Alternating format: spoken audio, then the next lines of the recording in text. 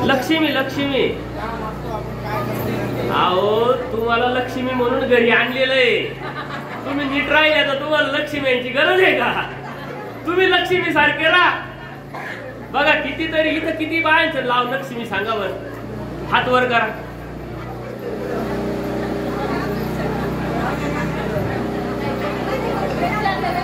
लग्न करून आणल्यानंतर हो राहू द्या. बाया काय अशा गप्पा मारायला लावल्यानंतर एकीला आवडणार नाही. आणि माईक द्या म्हटलं तर नको नको नको नको. त्यांचा आवाज एवढा मोठा आहे तो वयापर्यंत पोहोचतोय. एक एक हो द्या. अशा किती भगिनी आहे का त्यांचं लक्ष्मी नाव ठेवलेलं आहे सांगा बरं. लग्न करून आल्यानंतर ते सासू सासरे मोठ्या आनंदाने सुनेचं नाव लक्ष्मी ठेवते आणि ती लक्ष्मी करायला निघते. बरं काय लक्ष्मी कोण आहे? लक्ष्मी माहिती का तुम्हाला? लक्ष्मी कोणाची बायको सांगा बरं. काहीच माहित नाही, ओळख नाही, पाळख नाही आणि त्या करायच्या मागे लागले.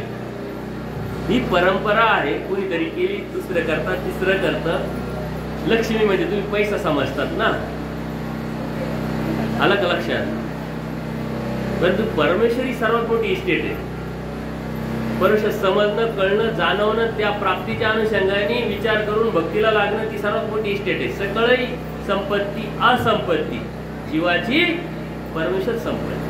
जीवाची परमेश्वर संपत्ती. तुम्ही परमेश्वर किती मिळवला, किती स्मरण केलं, किती क्रिया केल्या, किती शुद्धता निर्माण केली तुमच्या जीवनामध्ये. तुम्ही मेल्यानंतर असं कोणी आहे का मी मरणारच नाही? हात वर करावं. आणि असं कोण आहे का मी मरणार आहे बाबा? हात वर करावं.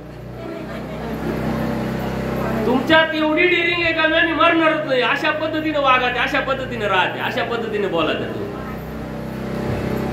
मेल्यानंतर प्रवासामध्ये शिदुरी म्हणून काही लागल का नाही तुम्हाला? जसं आता तुम्ही एका गावावरून दुसऱ्या गावात जातात की नाही, लांबचा पल्ला असा तर 2 चपात्या भाज्या करून घेतात की नाही, शिदुरी घेतात की नाही, 2 कपडे 4 कपडे घेतात की नाही फिरायला निघाल्यावर. तसं गेल्यानंतर पुढच्या प्रवासाला आपल्याला शिदुरी लागेल. ती शिदुरी धर्माची आपली मिळवायची. ती जर नसेल तर आपल्याला देव कसा भेटेल, देव कसा वाचवेल? काहीतरी आपल्या शिल्पीत असलं पाहिजे. तुमच्या बँकेत खात्या आहे, त्या बँकेत काहीच नाही, तुम्ही जाऊन चेक देऊन त्या बँकेवाल्याला सांगू शकता का पैसे द्या आमचे? आणि तुझ्या खात्यातच काही नाहीये, तुला पैसे देऊ कसं काय? पहिले खात्यात जमा करावं लागेल तेव्हा ते खर्च करता येतील. तसं हे कर्मकांडाचा विषय आहे, ते करण्याचा काही गरज नाही. तुम्हाला ती कोणाची बायको हे माहित नाही, लक्ष्मी कशासाठी करते हे माहित नाही, कोणी सुरू केलं हे माहित नाही, कशासाठी करता तुम्ही? परमेश्वराची इस्टेट काय? परमेश्वर हीच इस्टेट, ती मिळवा. ज्या दिवशी तुमचं रात काय असेल प्रकार, त्या दिवशी तुम्ही स्मरण करा, चिंतन करा, देवाला स्नान घाला, गोडधोड करा आणि स्वतःच खा. देव खातो का तुमचं? उपार दाखवताना तुम्ही तो कधी खाल्ला का देवाने? खायला तर तुम्हाला लागतं, पण ती भावना आहे तुमची, ती मानसिकता आहे तुमची. तर पैशाचा पाणी भात गोड केला, सुदाम्याची पोळी गोड केली, तेव्हा आमचं बी कधीतरी गोड करा, प्रार्थना करा. पण तुम्ही तर ते उपार दाखवतात, पोरांना म्हणतात दाखव उपार, तोय जातो आणतो खात. ती भावना सुद्धा निर्माण करता येत नाही. कशाला दाखवताय तुम्ही उपार? ती भावना निर्माण केली पाहिजे. ते दुःख आपल्या मनामध्ये आलं पाहिजे. तर सुदाम्याचे पोहे देवाने खाल्ले, बाईसाचा पाणी भात गोड केला. कितीतरी लीळाचरित्रामध्ये गेल्यानंतर कितीतरी भक्तांचे जे उपार आहे देवाने स्वीकारले. आपला उपार का स्वीकारत नाही? खरंच स्वीकारत असतील का नाही? देवापर्यंत पोहोचत असेल, याचं कधी दुःख झालं का तुम्हाला? नाही झालं. त्याच्यामुळे दाखवून काय उपयोग?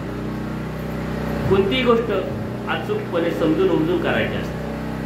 त्याच्यातून काहीतरी आपल्याला भेटतंय, मिळवायचं यासाठी करायचं असते, तर करायचं म्हणून करायचं त्याला काही अर्थ नाही. त्याच्यामुळे ते करण्याची काही आवश्यकता नाही. आलं का लक्षात? कोण कोण लक्ष करतंय? हात वर करावर. एकच ताई आहे गावातून लक्ष्मी करणार आहे, तिच्यासाठी कशाला प्रश्न विचारतात? ती करील ना मग त्याचा विषय. एकच करते, बाकी कोणीच करत नाही. काय सारे करते आहे पण कबुली होती नाही. हे कपट काय कामाचं? अहो कबुली करणं सुद्धा देवासाठी शरण झालंय. कबुली करायची, कपट करतो ना. आजपर्यंत कपट केलं का नाही? परमेश्वराची भक्ती करत असताना एक निष्ठ भक्ती करावी, परमेश्वराने सांगितलेलं असताना, बोध दिलेला असताना सुद्धा आम्ही चुका करत आलो. हे कपट आहे. हे कपटाचं प्रायचित्त, कपटाची माफी मागणं, हे सत्संगात, हेच प्रायचित्त, हेच प्रस्वाद. तुम्ही तर कोणीच हात नाही वर करत. नाही मी नाही त्यातली, मला नाही माहिती. मोकळं राहा, कबूल करा. हा बाबा चुकी होत होते, केली मी चुकी, इथून पुढे करणार नाही. का करणार नाही मला माहित नव्हतं, आज कळालं मी करणार नाही. तरी देवापर्यंत ते पोचेल. परंतु अज्ञानाने जर चुकत राहत असाल तर व्यभिचारी भक्ती होईल, ती परमेश्वराला मान्य नाही. आलं का लक्षात? एकनिष्ठ भक्ती परमेश्वराला मान्य, ती अपेक्षा आहे, तशी करावी. म्हणून या मिश्र भक्तीतून पहिले बाहेर पडा. आलं लक्षात? दंडोत.